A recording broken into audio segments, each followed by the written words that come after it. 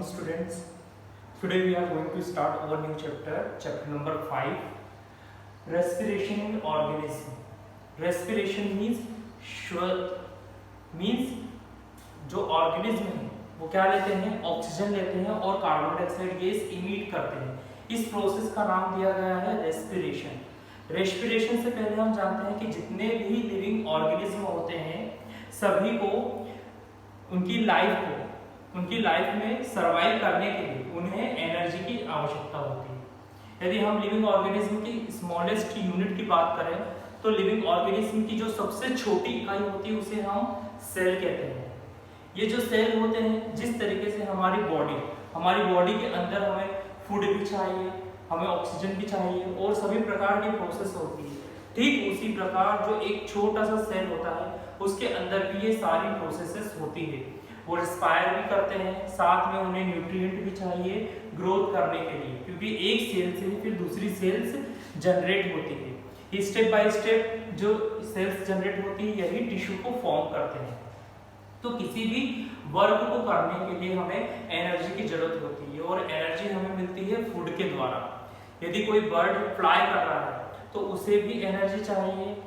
यदि हम फिश की बात करें जो वाटर में सरवाइव करती है तो उसे भी आगे बढ़ने के लिए एनर्जी चाहिए। मींस जितने भी लिविंग ऑर्गेनिज्म होते हैं उन्हें सभी को क्या चाहिए, एनर्जी चाहिए और एनर्जी मिलती है उस फूड से जो वो खाते हैं। अब हम देखते हैं कि जो रेस्पिरेशन, हमारा पहला टॉपिक दिया है respiration in plants. Means plants में रेस्पिरेशन किस प्रकार से होता है। तो जितने भी प्लांट्स होते हैं या हम ट्री की बात करें ये ऑटोट्रॉफ्स कहलाते हैं। क्यों? क्योंकि ये अपना जो फूड है वो खुद ही क्या करते हैं, प्रिपेयर करते हैं और दूसरे ऑर्गेनिज्म को भी प्रोवाइड करवाते हैं। तो प्लांट्स के अंदर रेस्पिरेशन किस प्रकार से होता है। प्लांट्स के अंदर लीव्स होती है, आप सभी ने देखे हैं जो लीव्स होती है वो ग्रीन पिगमेंट से मिलकर बनी हुई होती है और ग्रीन कलर की होती है। एक ग्रीन पिगमेंट ही उन्हें ग्रीन कलर देता है, लेकिन इन लीव्स में काफी छोटे छोटे टाइनी पोर्स होते हैं जिन्हें हम नाम देते हैं स्टोमेटा। स्टोमेटा क्या होते हैं, छोटे छोटे होल्स होते हैं, काफी छोटे छोटे महीन छिद्र होते हैं जिनको हम माइक्रोस्कोप की हेल्प से देख सकते हैं। अब इन्हीं टाइनी पोर्स की हेल्प से जो हमारे सराउंडिंग में कार्बन डाइऑक्साइड है वो एंटर करती है और ये कार्बन डाइऑक्साइड फोटोसिंथेसिस की प्रोसेस में कैप्चर होता है और कार्बन डाइऑक्साइड में से जो कार्बन है उसे अलग किया जाता है और वो कन्वर्ट होता है in the form of glucose, जिन्हें हम शुगर के फॉर्म में देखते हैं। और दूसरी जो ऑक्सीजन होती है वो ये प्लांट्स इमिट करते हैं। मींस जो प्लांट्स में रेस्पिरेशन की प्रोसेस होती है वो होती है with the help of stomata, जो उनकी लीव्स के अंदर होते हैं, काफी छोटे छोटे टाइनी पोर्स होते हैं। अब जो प्लांट्स है जो डे का टाइम होता है उस समय फोटोसिंथेसिस की प्रोसेस कर पाते हैं। क्यों? क्योंकि फोटोसिंथेसिस की प्रोसेस के लिए जो मेन फैक्टर होता है, इंपॉर्टेंट कंपोनेंट होता है वो होता है सनलाइट। क्योंकि सनलाइट की प्रेजेंस में ही प्लांट्स के अंदर ये एबिलिटी आती है कि वो कार्बन डाइऑक्साइड को ऑक्सीजन में और ग्लूकोज में कन्वर्ट कर सके। नाइट के समय में नहीं होता है, इसलिए जो फोटोसिंथेसिस की प्रोसेस होती है वो दिन में ही पूरी कंप्लीट होती है। यदि प्लांट्स को लाइट मिलती है, लाइट यदि उन्हें मिल रही है तो वहां पर उनकी फोटोसिंथेसिस की प्रोसेस ऑटोमेटिकली स्टार्ट हो जाती है और वो उनकी रेस्पिरेशन की प्रोसेस में डे टाइम क्या करते हैं, कार्बन डाइऑक्साइड लेते हैं और ऑक्सीजन इमिट करते हैं। अब यदि हम प्लांट्स की बात करें तो प्लांट्स की जो रूट होती है उनके अंदर भी रेस्पिरेशन होता है। वो भी क्या करते हैं, ऑक्सीजन लेते हैं और कार्बन डाइऑक्साइड छोड़ते हैं नाइट के समय में। लेकिन डे के समय में क्या करेंगे, वो ऑक्सीजन कार्बन डाइऑक्साइड लेंगे और ऑक्सीजन छोड़ेंगे। इसीलिए कहा जाता है कि कभी भी नाइट के टाइम पर प्लांट या हम कहें ट्रीज के अंडर हमें स्लीप नहीं करना चाहिए। हमें कभी भी रात के समय में पेड़ों के नीचे नहीं सोना चाहिए। क्यों? क्योंकि नाइट में जो उनकी रेस्पिरेशन की प्रोसेस होती है वो जस्ट अपोजिट हो जाती है डे के टाइम में।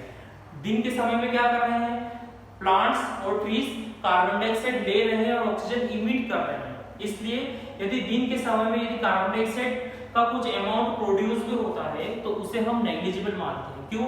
क्योंकि पूरी प्रोसेस फोटोसिंथेसिस की होती है और फोटोसिंथेसिस की प्रोसेस के कारण ही प्लांट्स क्या करते हैं, कार्बन डाइऑक्साइड लेते हैं और ऑक्सीजन को इमिट करते हैं और अपना फूड प्रिपेयर करते हैं with the help of photosynthesis. लेकिन यदि हम रात की बात करें तो नाइट में क्या होता है, प्लांट्स ऑक्सीजन लेते हैं और कार्बन डाइऑक्साइड इमिट करते हैं, हम ह्यूमन बींग्स की तरह।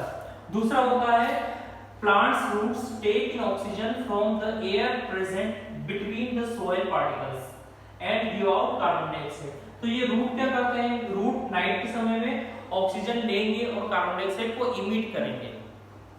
ये भी सेम इस प्रोसेस को करते हैं। क्यों? क्योंकि रूट्स भी क्या है, छोटे छोटे सेल से मिलकर बना हुआ है। तो सेल तो एक फंडामेंटल यूनिट होती है किसी भी ऑर्गेनिज्म को बनने की। तो आज हमने देखा कि जो प्लांट्स होते हैं, प्लांट्स के अंदर रेस्पिरेशन होता है with the help of stomata. ये स्टोमेटा क्या होते हैं, जब इनके अंदर कार्बन डाइऑक्साइड एंटर करती है तो ये ओपन होते हैं और कुछ समय के लिए क्या होते हैं, ये क्लोज हो जाते हैं। फिर इनमें से कार्बन को ये ट्रैप करते हैं और ऑक्सीजन गैस को वापस एनवायरनमेंट में इमिट करते हैं। इसके लिए प्लांट्स और जो ट्रीज हैं हमारे एनवायरनमेंट के लिए काफी जरूरी होते हैं। अब नेक्स्ट हमारा टॉपिक है organism get energy. Organism energy किस प्रकार से गेट करते हैं? तो ऑर्गेनिज्म एनर्जी को किस प्रकार से प्राप्त करेंगे? कोई भी ऑर्गेनिज्म यदि उसे एनर्जी चाहिए तो वो फूड की हेल्प से ही वो एनर्जी को फॉर्म कर पाते हैं, क्योंकि जो फूड होता है वही किसी भी ऑर्गेनिज्म को वर्क करने के लिए एनर्जी प्रोवाइड करता है। तो जितने भी ऑर्गेनिज्म होते हैं तो उन्हें एनर्जी किसकी हेल्प से मिलती है? फूड की हेल्प से।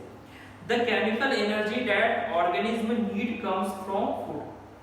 तो ये फूड से हमें क्या मिलती है? Chemical energy. यही केमिकल एनर्जी चेंज होती है हमें मस्कुलर एनर्जी में और हमें वर्क करने में हेल्प मिलती है।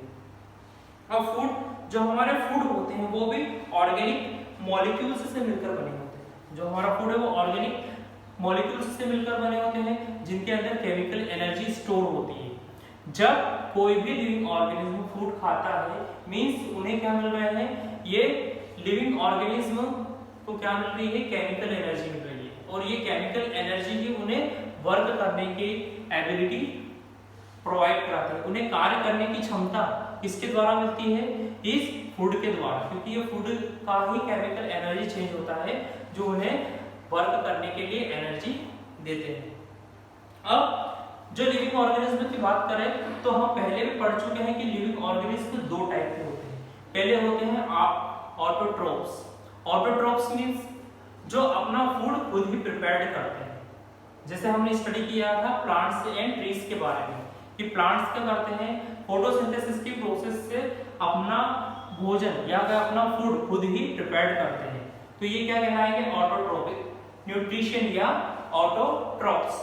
दूसरे होते हैं हेटेरोट्रोप्स। हेटेरोट्रोप्स मींस जो अपने फूड के लिए, अपने सर्वाइवल के लिए दूसरे ऑर्गेनिज्म पे डिपेंड रहते हैं।